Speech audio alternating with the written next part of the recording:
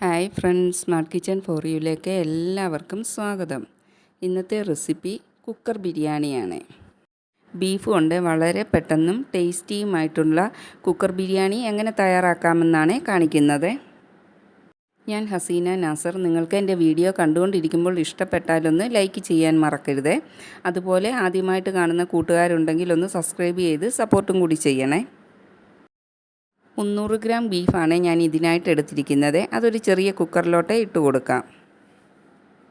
ഇതിലേക്ക് 1/2 ടീസ്പൂൺ മഞ്ഞൾപ്പൊടിയും 3/4 ടീസ്പൂൺ കുരുമുളക് പൊടിയും 1/2 ടീസ്പൂൺ ഉപ്പും കൂടി ചേർത്ത് കൊടുക്കാം. ഇനി ഇതെല്ലാം ഒന്ന് മിക്സ് ആക്കിയതിന് ശേഷം സ്റ്റൗവിൽ വെച്ച് ഇറച്ചി വേകുന്നിടം വരെ ഒന്ന് വേവിച്ചെടുക്കാം. ഞാനൊരു 4 വിസിൽ വരുന്നിടം വരെ വേവിച്ചെടുത്തിട്ടുണ്ട്.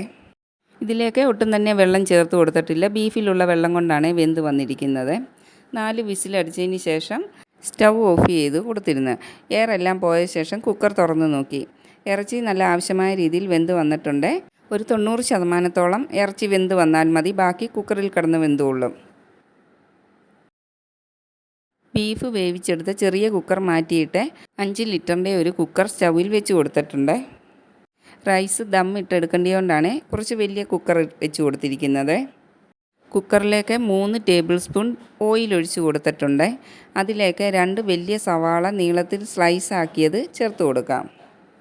ഞാനിപ്പോൾ ഇവിടെ ബീഫ് കുറച്ചെടുത്തുകൊണ്ടാണ് 2 സവാള ചേർത്ത് കൊടുത്തത്. നിങ്ങൾ ബീഫ് കൂടുതൽ എടുത്താൽ അതിനനുസരിച്ച് സവാളയും ചേർത്ത് കൊടുക്കണേ. സവാള പെട്ടെന്ന് വഴന്ന് കിട്ടാനായിട്ട് 1 ടീസ്പൂൺ ഉപ്പും കൂടി ചേർത്ത് കൊടുക്കാം. ഉപ്പ് ചേർത്തിട്ട് എല്ലാം ഒന്ന് നല്ലവണ്ണം മിക്സ് ആക്കി കൊടുക്കാം. അതിനുശേഷം കുക്കറിൻ്റെ അടപ്പ് കൊണ്ട് ഒന്ന് അടച്ചു കൊടുക്കാം. അപ്പോൾ സവാള പെട്ടെന്ന് തന്നെ വഴന്നു വരും.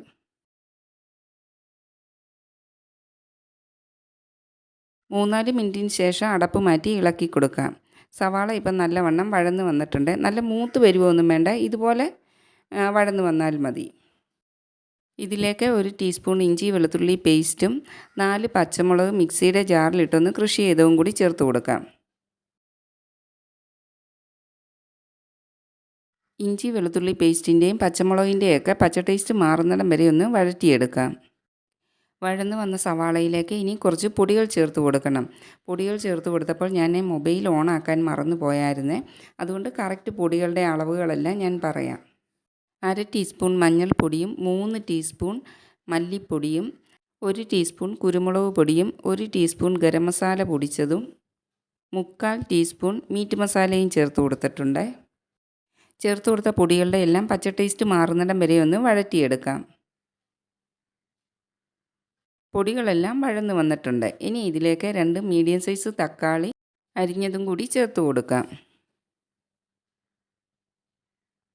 തക്കാളി ചേർത്തിട്ട് ഒന്ന് ഇളക്കി കൊടുക്കാം.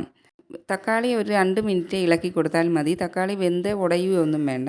ഒന്ന് വാടി വന്നു കഴിയുമ്പോൾ കുക്കറിൽ വേവിച്ച് വെച്ചിരിക്കുന്ന ബീഫ് അതിലോട്ട് ചേർത്ത് കൊടുക്കാം.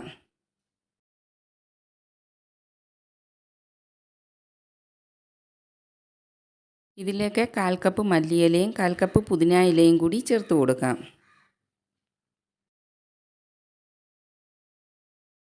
ഇതിലേക്ക് അധികം പുളിയില്ലാത്ത 1/4 കപ്പ് തൈരും കൂടി ചേർത്ത് കൊടുക്കാം.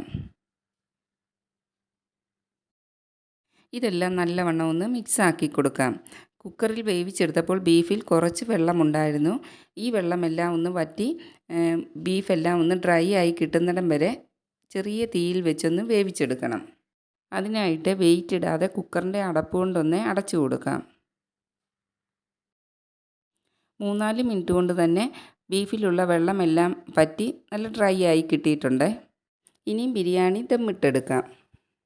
ഇറച്ചി വെന്ത് വരുന്ന സമയത്ത് മെഷറിംഗ് കപ്പിന് 2 കപ്പ് ബിരിയാണി റൈസ് ഞാൻ വേവിച്ച് വെച്ചിരുന്നു.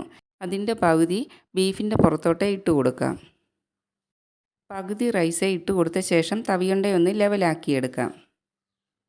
റൈസിൻ്റെ പുറത്തെ 1 ടേബിൾ സ്പൂൺ നെയ്യ് ഒഴിച്ചു കൊടുക്കാം. 1/2 ടീസ്പൂൺ ഗരം മസാല പൊടിച്ചത് റൈസിൻ്റെ പുറത്തൊന്ന് സ്പ്രെഡ് ചെയ്ത് കൊടുക്കാം.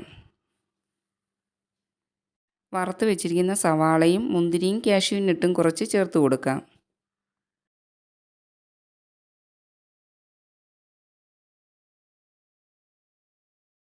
ഇനി കുറച്ച് മല്ലിയിലയും പുതിന ഇലയും കൂടി ചേർത്ത് കൊടുക്കാം. ബിരിയാണിക്ക് ഒരു കളർ കിട്ടാനായിട്ട് പാലിൽ കുറച്ച് മഞ്ഞൾപ്പൊടി കലക്കിയത് ചേർത്ത് കൊടുക്കുന്നുണ്ട്. ഇത് ഓപ്ഷണലാണ്, നിങ്ങൾക്ക് വേണമെന്നുണ്ടെങ്കിൽ ചേർത്ത് കൊടുത്താൽ മതി. ഇനി ഇതിൻ്റെ പുറത്തേക്ക് ബാക്കി പകുതി റൈസും കൂടെ ഇട്ട് കൊടുക്കാം. എല്ലാം ഒന്ന് ലെവലാക്കി കൊടുത്ത ശേഷം ആദ്യം നമ്മൾ ചെയ്ത പോലെ തന്നെ നെയ്യും മസാലപ്പൊടിയും മല്ലിയിലയും പുതിനയിലയും എല്ലാം അതുകൂട്ട് തന്നെ ഒരു ലെയറും കൂടി ചേർത്ത് കൊടുക്കണം.